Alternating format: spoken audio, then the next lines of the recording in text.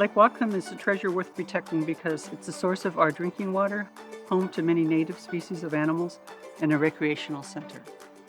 Hi, I'm Chris Ohana, and this property is HIP.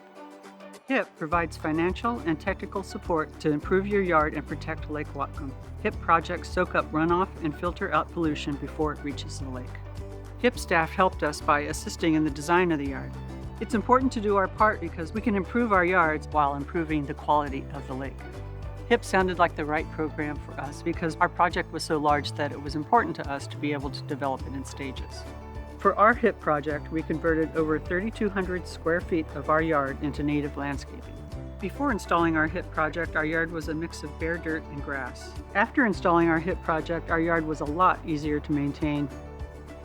Learn how you can become a HIP homeowner at lakewhatcomhip.org.